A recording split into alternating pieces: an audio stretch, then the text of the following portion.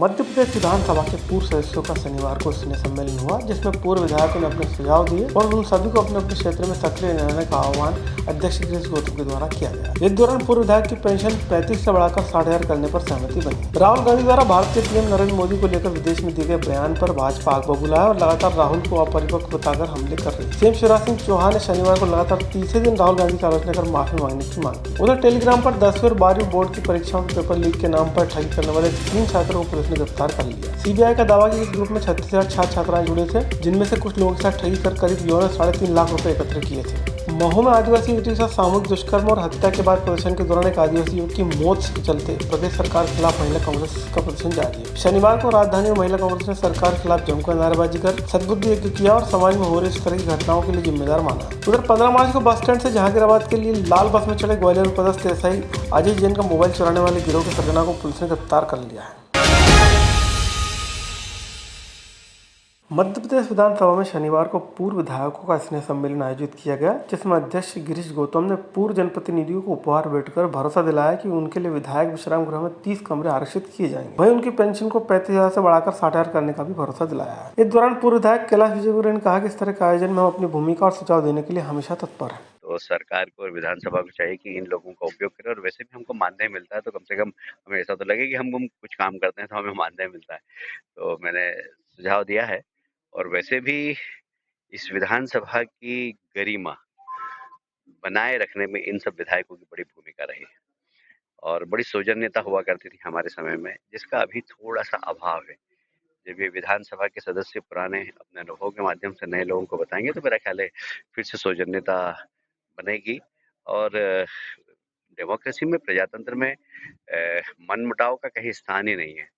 हमारी विचारधारा अलग हो सकती है, वो अपनी जगह है, पर हम सब जनता के द्वारा चुने हुए प्रतिनिधि हैं और इस प्रदेश के विकास के लिए यहाँ चुनकर आते हैं। तो हमारा उद्देश्य एक ही है, और इसलिए विचारधारा के मान से हम एक दूसरे के विरोधी हो सकते हैं, और वैसे हमारे संबंध बहुत सौजन्यतापूर्ण होना चाहिए, ऐसा मेरा विश्वास है। मध्य प्रदेश बोर्ड परीक्षाओं के पेपर लीक होने संबंधी खबरों के बीच सीबीआई ने 3 छात्रों को टेलीग्राम ग्रुप के जरिए ठगी करने के आरोप में गिरफ्तार किया है। सीबीआई का दावा कि कुछ छात्रों के द्वारा वर्तमान साल का पेपर न देकर पूर्व के पेपर में हेरफेर कर और मॉडल प्रश्न पत्रों को देकर छात्रों से लूट की जा रही थी। इसी चलते इस टेलीग्राम ग्रुप में करीब 35,000 से ज्यादा छात्र छात्राएं जुड़े हैं। इनमें से कुछ लोगों के साथ मामूली रकम देकर वर्तमान सत्र का पेपर ठगी करने की बात सामने आई थी।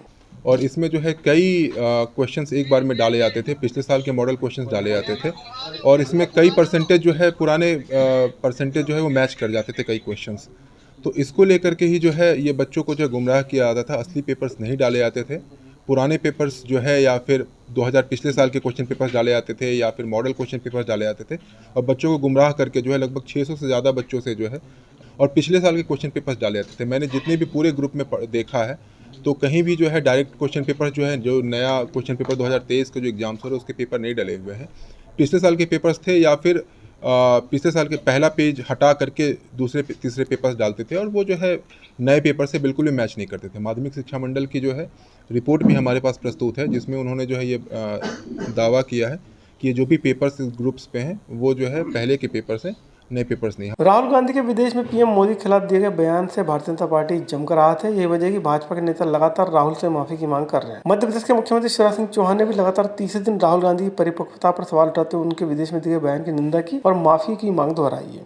जब संसद में बोलना चाहिए तो विदेश भाग जाते हैं, कई बार बिना बताए भी गायब हो जाते हैं, और विदेश में जाके देश की आलोचना करते हैं। प्रधानमंत्री जी के विरोध में ऐसे अंधे हो गए कि देश का विरोध करते हैं। क्या राहुल गांधी जी, आप देश के बाहर देश के बारे में जो बातें बोलते हैं वो देशद्रोह की सीमा में नहीं आता? क्या ये आपकी राष्ट्रभक्ति है? कमलनाथ जी और दिग्विजय सिंह जी जैसे नेताओं को जवाब देना चाहिए। क्या वह राहुल गांधी के इन बयानों से सहमत है? क्या मतलब ऐसे बयानों का? अरे राहुल गांधी से ज्यादा समझदार तो हमारे बूथ का एक कार्यकर्ता भी होता है। इसलिए दुर्भाग्यपूर्ण है कि ऐसे नेता को राष्ट्रीय नेता बनाने की जिद पे अड़ी हुई है कांग्रेस। ये कांग्रेस का दुर्भाग्य तो है ही,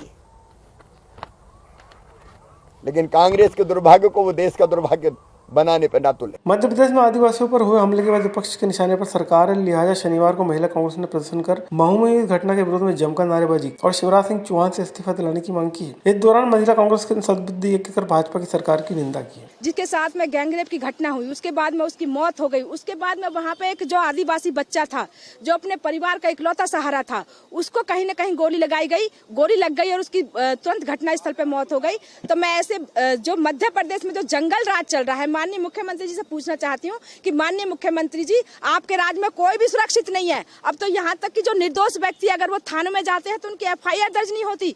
पीड़ित महिला दर दर भटकती रही। जब पीड़ित का परिवार थाने में गए FIR दर्ज करने को, तो वहां उनके FIR दर्ज ना करके पीड़ित जो अपराधी था उसके खिलाफ FIR दर्ज नहीं की, लेकिन जो परिवार था उसके खिलाफ FIR दर्ज हुई। तो कहीं ना कहीं बहुत ही निंदनीय और शर्मनाक है।